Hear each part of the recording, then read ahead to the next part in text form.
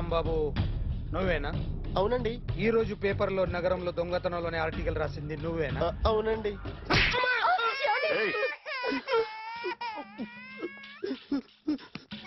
కూర్చో. కొట్టింది నండ్రా, నువ్వు నోర్మి. చా. ఏం రాసావు ఒకసారి చెప్పు. నగరంలో దొంగతనాలు జరుగుతున్నాయి, దొంగల కోసం పోలీసులు గాలిస్తున్నారని రాశాను సార్. కరెక్ట్ కరెక్ట్ కరెక్ట్ గా చెప్పు. దొంగతనాలు జరుగుతున్నాయి, పోలీసులు పట్టించుకుంటే బాగుంటుందని రాశాను సార్. కరెక్ట్ గా చెప్పరా.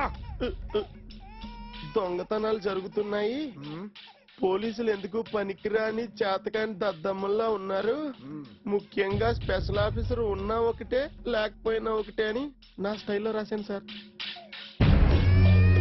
వీడేవాడు? నా కొడుకు సార్. వీడు ఎప్పుడు ఏడుస్తాడు నీకు తెలుసా? బాగా ఆకలిస్తే ఏడుస్తాడండి, లేదా మీలాంటి వాళ్ళు ఎవరన్నా గట్టి గిల్లితే ఏడుస్తాడండి. వాడికి ఎప్పుడు ఆకలిస్తుందో నీకు తెలుసా? తెలీదండి.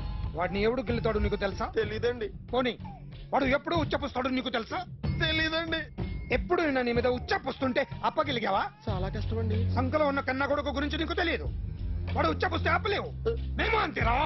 ఎక్కడు ఎవరు ఏదో చేస్తుంటే మాకేం తెలుస్తుందా?